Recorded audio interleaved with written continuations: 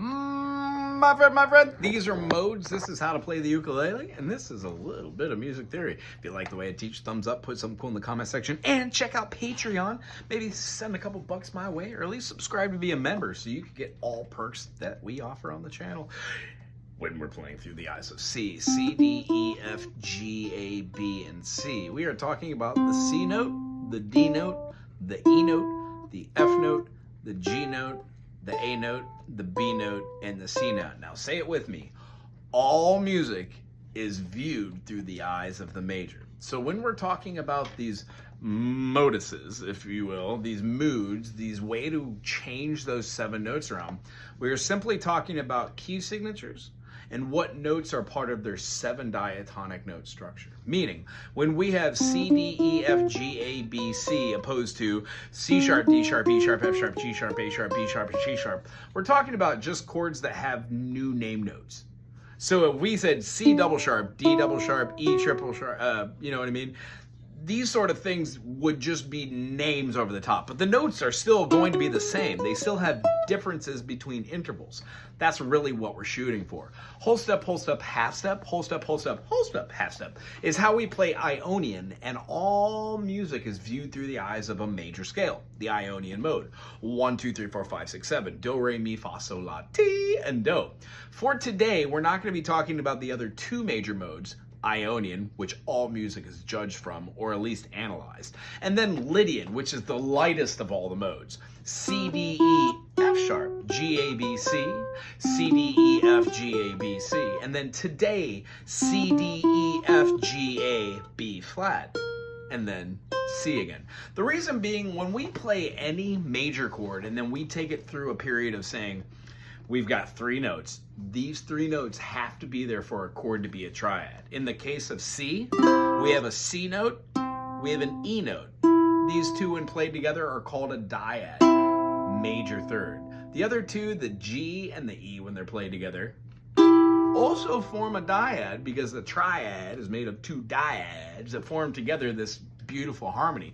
In the case of C and E, major third, E and G, minor third, whence played together, make a triad. Adding this note up top gives a high C. High C. Remember high C? Did it have a lot of sugar? Probably. I can't think straight. C, D, E, F, G, A, B, C. When we play C major and we drop a finger down to this B rather than having 2 of these C's, we've just added an extra note to this triad. This is an extended chord called a C major 7.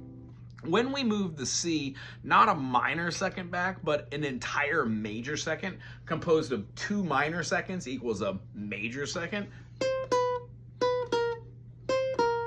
it gives us a B flat. That's why in the key of C, we have no sharps and flats. When we play the modus called C MIXOLYDIAN, we're playing that B flat, which means if you're hearing like a C7,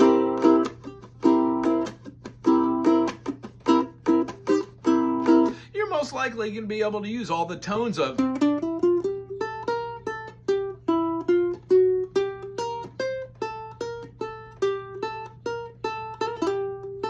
that B flat. Really fits in there perfectly. Doesn't mean you can't use that B natural. However, there will be a little clash if you're listening to it. If you're playing a progression, let's say we're doing a C major, maybe to an F minor,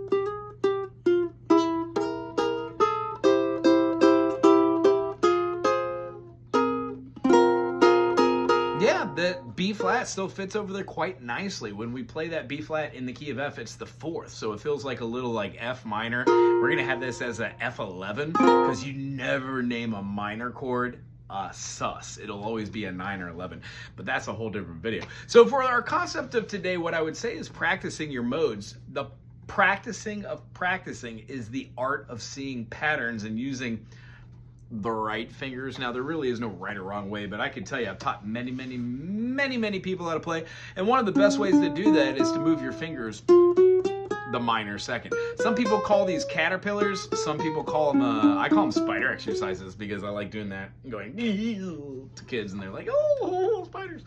So long story short, they don't have to be played in order. But for me, they produce an ability to remember thousands, if not hundreds of thousand notes in a row. If it's a melody, even better because it makes sense. But if it's just randomness, you get really coordinated by doing 1, 2, 3, 4, 4, 3, 2, 1, 1, 2, 3, 4, 4, 3, 2, 1, 1, 2, 3, 4, 1, 2, 3, 4, 3.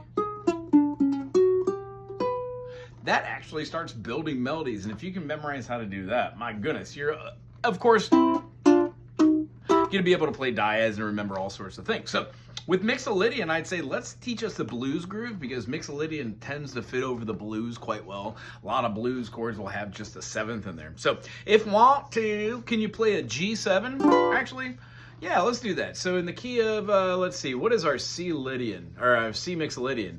We would have to know what C is the fifth of. So let's go back. Let's go back a perfect fifth or up a perfect fourth. If we're on C and we go up a fourth, we have C, D, E, F. Great, we're in the key of F major. If we go back, we need to go back a fifth. C, right before C, B, A, G, F. See how back a fifth or up a fourth gives us the same tonal note? They're just F, F, they're an octave apart, that P8. So when we're in the key of F major and we play C, D, E, F, G, A, B flat, we are quite literally using the fifth as a 5 dominant. Now what does this mean? Blues. We'll talk about it in another thing. Let's play the F major, and every once in a while hammer down on the D.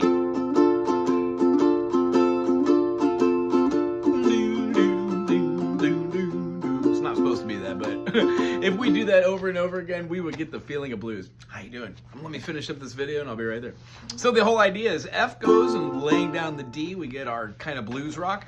Let's go to our 4 chord, the B flat, and hammer down on its sus. Kind of do that 4 with your pinky on the D sharp there. And then when we go to C, we get hammered down on the A. And then back to the F to do the D.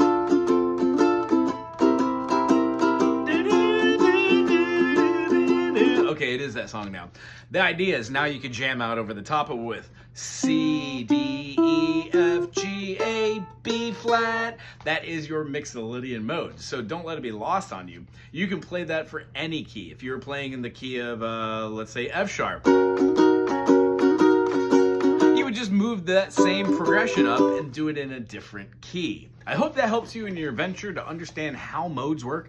This particular mode takes the feeling of whole step, half step, whole step, whole step, whole step, half step, and articulates it by being a whole step, half step, whole step, half step, whole step, whole step, whole step. The whole reason why, it shifts where the intervals are. If you dig this and you would like to see more, subscribe to be